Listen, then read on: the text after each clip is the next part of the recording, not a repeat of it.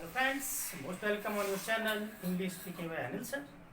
Friends, जिस तरह से हम लोग रोज मीनिंग्स तैयार कर रहे हैं इन द सेम ऑर्डर, आज हम फिर आपके सामने मौजूद हैं तो एक मीनिंग्स के नए वीडियो साथ में आई थिंक बहुत ही यूजफुल प्रूफ होंगे।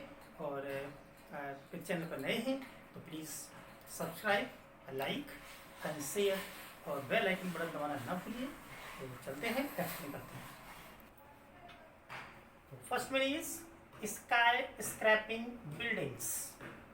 मीन्स होता है गगन चुम्बी इमारतें, या जिन्हें हम लोग कहते हैं ऊंची ऊंची इमारतें। जनरली हम लोग यूज करते हैं कि nowadays there are so many sky scrap buildings, so that's why the symbol of prosperity of India. तो गगन चुम्बी का मतलब, गगन चुम्बी मतलब होता है बहुत ऊंची ऊंची इमारतें। तो हमें जब बोलना होगा तो we speak sky scraping buildings. Next one is quid, QUID। तो क्विड ऑफ टोबैको मीन्स तंबाकू की चुटकी। जनरली हम लोग बोलते हैं कहीं भी just if we talk about the reason of या the cause of cancer, then definitely it's only single, yeah, one quid of tobacco is responsible, because when we begin from a one quid of tobacco, हम जब शुरुआत करते हैं तो एक तंबाकू की चुटकी से ही शुरुआत करते हैं। तो वन डे क्या होता है, वही हमारा होता है मेजर फैक्टर। तो क्विड ऑफ टोबैको मीन्स तंबाकू की चुटकी। Next drought relief fund. Drought means होता है सूखा और रिलीफ मतलब होता है जैसे राहत से। तो ड्रॉट रिलीफ फंड का मतलब है सूखा राहत कोष, जो कि हमारी सरकार ने बना रखे हैं। नेक्स्ट है फ्लड रिलीफ फंड का मतलब होता है बाढ़। फ्लड मीन्स होता है बाढ़, तो बाढ़ राहत कोष का मतलब बाढ़ आती है तो जब लोग सफ़र करते हैं उनको तो उनके लिए एक रिलीफ मतलब फंड की व्यवस्था होती है, उनको नुकसान न हो तो उनको किसी प्रकार से उनको राहत दी जाती है, तो उसे कहते हैं फ्लड रिलीफ फंड। नेक्स्ट है डोप एंड ड्यूक गैंग। तो डोप एंड ड्यूक गैंग मतलब होता है जहर खुरानी करने वाले लोग, या हम कह सकते हैं आपने अक्सर देखा होगा कि जब कभी लोग बस से या ट्रेन सफ़र करते हैं या ट्रैवलिंग करते हैं तो वहाँ पर लोग उनको कुछ किसी भी प्रकार से लड्डू में या किसी में फल में कोई पॉइजनस थिंग्स खिला देते हैं और उनको बाद में लूट लेते हैं। तो ऐसे गैंग होती है एक प्रकार की, तो उसको कहते हैं डोप एंड ड्यूक गैंग, था जहर खुरानी करने वाले लोग। नेक्स्ट है अरिस्टोक्रेटिक सोसाइटी। ध्यान दिया, अरिस्टोक्रेटिक सोसाइटी का मतलब उच्च समाज का मतलब होता है। जब लोग कहते हैं कि he born in aristocratic society, he belongs to aristocratic society, मतलब होता है उस समाज, मतलब होता है ऐसी फैमिली जो बहुत ही वेल क्वालिफाइड और बहुत ही well mannered in every way, they are really a good person of the society. तो हम उसको यूज करते हैं aristocratic society. Next one is a massive demonstration. Massive और डिमॉन्स्ट्रेशन का मतलब प्रदर्शन होता है। मैसिव मतलब भारी कह सकते हैं, कभी जबरदस्त कहते हैं। लोग कहते हैं कि जो है उसका बहुत भारी प्रदर्शन हो रहा है, बहुत जबरदस्त प्रदर्शन हो रहा है, that is a massive demonstration, means भारी प्रदर्शन।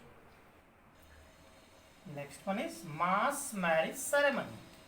तो मास मैरिज सेरेमनी मीन्स सामूहिक विवाह समारोह।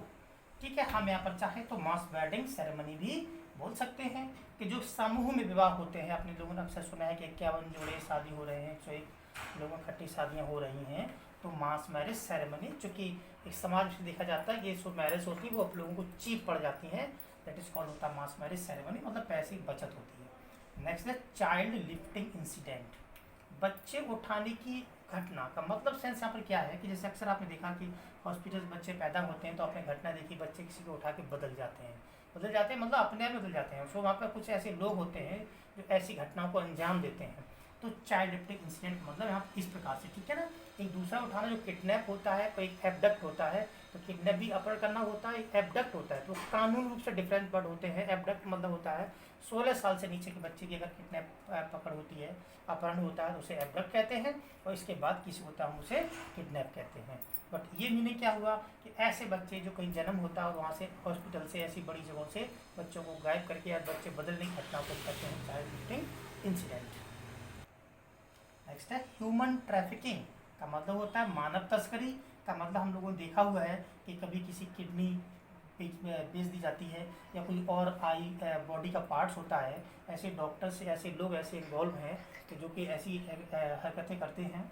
तो ऐसे जो चीज़ है, एक्टिविटी है, उसे ह्यूमन ट्रैफिक मतलब मानव तस्करी, मतलब मानव के शरीर के अंगों को इलीगल रूप से बेचना। नेक्स्ट है ऑस्पिशियस मूवमेंट। ऑस्पिशियस मूवमेंट का मतलब होता है शुभ मुहूर्त, ये हम कह सकते हैं बहुत अच्छा मुहूर्त। तो जब हम लोग कोई ऐसा कुछ काम करते हैं तो लोग उसको निकालते हैं और उसको पता करते हैं तो इसको शुभ मुहूर्त। नेक्स्ट में वेदर ब्यूरो। तो वेदर ब्यूरो मीन्स मौसम विभाग। जैसे जनरली जो जानकारी हमें मिलती है मौसम विभाग से, तो हम लोग क्या बोलेंगे कि the information has given by weather bureau. Next में वेदर स्टेशन। तो वेदर स्टेशन मीन्स मौसम कार्यालय, दोनों डिफरेंस समझिएगा, ठीक है। मौसम विभाग एक पूरा विभाग हो जाता है, बट मौसम कार्यालय हर एक शहर का अलग अलग होता है, ठीक है। तो वेदर स्टेशन मौसम कार्यालय। नेक्स्ट में जा स्कॉर्चिंग सन। स्कॉर्चिंग मतलब मैंने लिखा कड़ी धूप, ये हम कैसे झुलसाने वाली धूप, मतलब ऐसी धूप जब जून में होती है कि जब बाहर निकलते हैं लोग तो कुछ लू लग जाती है, किसी स्किन जल जाती है, दैट्स में बोलते हैं स्कॉर्चिंग सन। नेक्स्ट है अकॉम्प्लिस का मतलब होता है सहअपराधी, या हम इंग्लिश में कह सकते हैं यहाँ पर partner in crime. Partner in crime मतलब जो भी व्यक्ति ऐसा होता है कि जो किसी अपराध करने में जो साथ देता है, मतलब अपराध उसने क्राइम किया नहीं है लेकिन वो क्राइम में साथ दिया है, उसका किसी प्रकार सहयोग किया है, तो हम उसको बोलते हैं अकॉम्प्लिस में सहअपराधी। Next one is audience. Audience में श्रोतागण। हम लोग जब कभी देखते हैं कोई असेंबली होती है तो जो लोग सुनने वाले होते हैं उन्हें कहते हैं ऑडियंस। ऐसे देखने वाले तो मैंने बताया था वो स्पेक्टेटर्स, और सुनने वाले ऑडियंस। नेक्स्ट में मार्टर। देखिए प्रोनाउंसिएशन ध्यान देना, कोई मार्टायर नहीं रीड करेगा, इस पर पढ़ते हैं मार्ट तो मीन्स मार्टर मीन्स शहीद। नेक्स्ट में लिप सिंपैथी। लिप सिंपैथी का मीन्स होता है ऊपरी सहानुभूति हम कहें, या हम लोग अक्सर आप लोग देखा है कभी लोग आते हैं और ऊपरी बातें मतलब दिखा के चले जाते हैं, तो लोग कहते हैं it's only a lip sympathy. ये केवल क्या है, लिप सिंपैथी, केवल ऊपरी सहानुभूति मतलब केवल दिखावा करने वाली बातें, is known as lip sympathy. Next means protest. Protest means विरोध करना, जब कोई लोग विरोध करते हैं कहीं जाकर के तो उस प्रोटेस्ट मतलब होता है विरोध करना।